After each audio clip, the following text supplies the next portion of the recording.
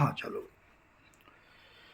उपस्थित सभी रविदास जयंती के उपलक्ष्य में आज सागा लेआउट आदरणीय भूतपूर्व हमारे डीआईजी साहब, जेल अधीक्षक और बिलासपुर ही नहीं बल्कि छत्तीसगढ़ के अनेक पदों में आसीन हमारे आदरणीय बड़े भैया राजेंद्र गायकवाड़ जी आज इनके निवास स्थान पर संत शिरोमणि रविदास बाबा जी की जयंती का कार्यक्रम के उपलक्ष्य में जो यहाँ सभी मेहमान लोग उपस्थित हुए, सभी को बहुत बहुत रविदास जयंती की हार्दिक शुभकामनाएं और सादर जय भीम। साथियों, आज हमारे बीच आदरणीय राजेंद्र जी गायकवाड़ उपस्थित है। मैं उनसे कुछ इंटरव्यू के रूप में कुछ उनके द्वारा मार्गदर्शन संत रविदास शिरोमणि बाबा के बारे में पूछना चाहूँगा।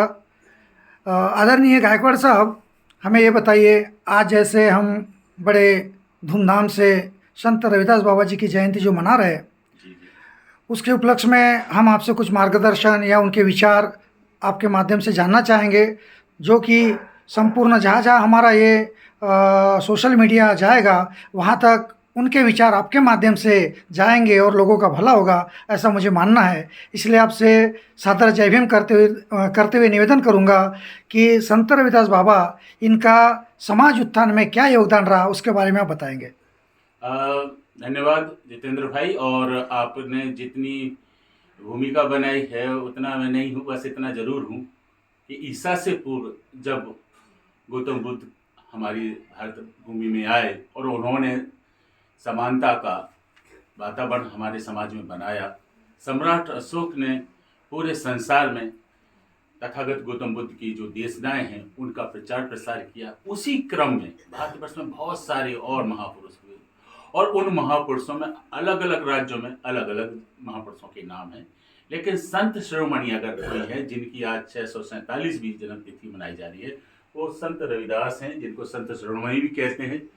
और उन्होंने गौतम बुद्ध की जो शिक्षाएं थी उन शिक्षाओं को ही आधार बनाकर भारत के समाज में जो जाति प्रथा थी, ऊंच नीच की भावना थी, है ना, उसको उन्होंने अलग करा।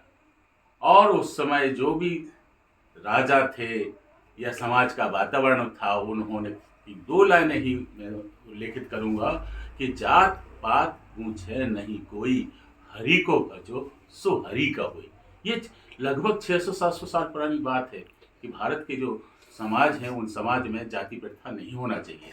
ईश्वर को आप मानते हो तो आपकी आस्था है, श्रद्धा है, आप मानिए, लेकिन किसी आदमी को नीचा मत समझिए, उसको इंसान मानिए। और उसके जो अधिकार हैं, बाबा साहब अम्बेडकर, जिनको हम भारत रत्न सरकार ने कहा है, और हमारे तो वो मसीहा हैं, और न केवल भारत के, हिंदुस्तान के अलावा संसार के जितने भी देश हैं उन देशों में बाबा साहब का नाम है, जिन्होंने मौलिक अधिकारों के अंतर्गत भारतीय संविधान में हम लोगों को समानता, एकता और समृद्धि का अधिकार दिया। वही एक कारण है जिसकी वजह से आज हम पढ़े लिखे गए, हम लोगों ने नौकरियां की, और नौकरियों करने के बाद समाज में जो हमारे गांव के लोग हैं, अशिक्षित लोग हैं, अस्वस्थ लोग हैं, बेरोजगार लोग हैं, जिनको ज़रूरत है इस देश की ज़मीन पर मूल निवासियों को उनके अधिकारों की, वंचित वर्ग के उनके अधिकारों की दिलाने की। तो जब अकेले रविदास जी 600-700 साल पहले इतना बड़ा काम कर चुके हैं, तो अब इतना बड़ा संविधान हमारा रक्षक है, हमको भी हमारे समाज को आगे बढ़ाने के लिए एकजुट होने की ज़रूरत है और आगे बढ़ने की ज़रूरत है। गायकवाड़ साहब जी, मैं चाहूँगा कि ये तो शिक्षा के बारे में बताएं, जैसा अभी हमारे समाज में जो जाति प्रथा थी और संत शिरोमणि बाबा जी का क्या योगदान रहा जाति उन्मूलन करने के बारे में, उसके बारे में थोड़ा सा हम जानना चाहेंगे आपसे। बिल्कुल, बहुत अच्छा प्रश्न है आपका। उन्होंने ये कहा कि कर्म जो है वो खुद छोटा सा काम करते थे, और उस काम के अंतर्गत उन्होंने कहा कि जो काम है वही आपकी भक्ति है, और उस भक्ति में आप इतने तल्लीन रहो। एक बार कोई ब्राह्मण उनको कहा कि मैं गंगा स्नान करने जा रहा हूँ, वहाँ पर मुझे पैरवी मिलेगी या वहाँ पर मुझे पारसमणि मिलेगी, तो उन्होंने कहा कि वहाँ जाने की जरूरत नहीं है ना। मन चंगा है तो कठौती में ही गंगा है, अर्थात कि आपके अंदर लगन है ईश्वर की तो आप घर में भी ईश्वर को पा सकते हो, और कर्म में तो ईश्वर होता है। तो जाति तोड़ने का जो अभियान है भारत में, उस समय जब संत रविदास जी थे तब वर्ण व्यवस्था का आगार हो गया था, और उसमें ब्राह्मण, क्षत्रिय, वैश्य और फिर मुसलमान भी लोग आ गए थे। तो उन समय अंग्रेजों का भी धीरे धीरे प्रवेश हो रहा था। तो फूट डालो शासन करने की जो प्रवृत्ति है वो अंग्रेजों के नाम से जानी जाती है, डॉक्ट्राइन थ्योरी। बट उसके पहले जो वर्ण व्यवस्था है, उस वर्ण व्यवस्था की वजह से बहुत सारे जो लोग थे, निचले तबके के लोग थे, वो अपनी योग्यता का निखार नहीं कर पाते थे। बट संत रविदास जी ने आह्वान किया कि आपको डरना नहीं है, आपको अपने अधिकार को, अपने कर्तव्य को निभाते हुए समाज का उत्थान करना है। तो भारतवर्ष के इतिहास में अगर हम कहे जाएं कि जाति तोड़ने का पहला काम अगर किसी ने किया है तो तथागत गौतम बुद्ध के बाद, जहाँ तक मेरा नॉलेज है, वो संत रविदास जी का नाम आता है। इसलिए मैं उनको पहला प्रेरणा स्रोत मानता हूँ, जो भारतीय समाज व्यवस्था को समानता के अधिकार में लाने का काम किया, और उसी समानता के अधिकार को डॉक्टर अम्बेडकर ने भारत के संविधान में मूल अधिकार में रखा। बहुत बहुत धन्यवाद गायकवाड़ साहब। मैं और एक प्रश्न आपसे पूछना चाहूँगा कि लोगों में बहुत सारी भ्रांतियाँ है कि संत रविदास बाबा जी जो है ये सिर्फ मोची समाज या सूर्यवंशी समाज या चमार समाज के उन्हीं के लिए उत्थान के लिए बात की है। तो मुझे ऐसा लगता है कि संपूर्ण भारत में संपूर्ण मानव जीवन को एक सूत्र में बांधने के लिए ऐसे कौन से कार्य है जो संत रविदास बाबा जी ने किया है, ताकि जो लोगों में उच्च वर्गीय लोग या निम्न वर्गीय लोगों की हम बातें करते हैं और उनमें भ्रांतियाँ है वो कैसे दूर होगी, इसके बारे में आप थोड़ा सा बताएंगे। बहुत सारे लोग हैं जो इतिहास को नहीं पढ़े हैं। जिन लोग विद्वान पुरुष हैं, इतिहास को जानते हैं, उन्हें पता होना चाहिए कि राजस्थान के जो राणा थे वो उनके चेले थे। मीराबाई जो कृष्ण भक्ति के लिए बहुत नाम जानी जाती है, लेकिन उनकी जो गुरु थे वो संत रविदास थे। तो सभी लोग ऐसे नहीं हैं जो संत रविदास जी के बारे में लिमिटेड जगह बनाते हैं। बहुत सारे समझदार लोग हैं। आज जैसे मैंने देखा फेसबुक में मैं जो डिस्पैच डाला, उसमें हमारे समाज के लोग जो है 15% ही कमेंट करे, लेकिन जो हमारे अन्य समाज के लोग हैं उन्होंने उनके बारे में कहा। तो जो पढ़े लिखे समझदार बुद्धिजीवी लोग हैं वो भी जानते हैं कि संतों में संत रविदास हैं, और उनकी जो शिक्षाएं हैं वो सर्वकालिक हैं, एक दिन की नहीं है। वो जब तक ये संसार रहेगा ना, तब तक संसार में रविदास जी का नाम रहेगा। तो जो पढ़े लिखे या समझदार लोग हैं, बुद्धिजीवी लोग हैं, वो संतों को कभी एक जाति विशेष में नहीं बांधते।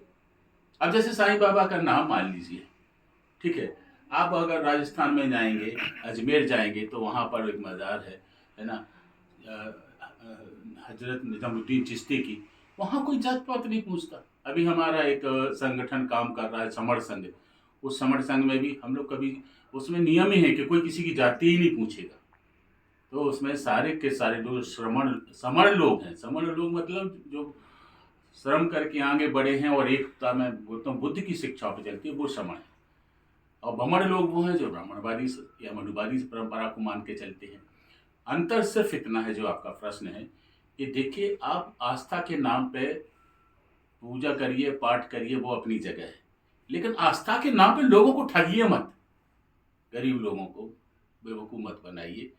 संत रविदास जी ने यही कहा कि आपको सब कर्म करना है और आगे बढ़ना है। बहुत बहुत धन्यवाद। आप आदरणीय गायकवाड़ साहब, आपका कहना यह है कि संत शिरोमणि रविदास बाबा जी, तथागत भगवान गौतम बुद्ध जी, घासीदास बाबा जी, सभी ने, और डॉक्टर हमारे जो संविधान के निर्माता है विश्व वंदनीय परम पूज्य डॉक्टर बाबा साहब अम्बेडकर, इन्होंने जो बातें कही है, इसका तात्पर्य आपके माध्यम से ये होता है कि कोई भी संत या कोई भी महापुरुषों ने कभी एक पक्ष के बारे में नहीं कहा, बल्कि स्त्री पुरुष दो ही जाति मानते हुए संपूर्ण मानव जीवन के कल्याण के लिए, इतना ही नहीं बल्कि जीव जंतु के भी कल्याण के लिए बारे में सोचा है।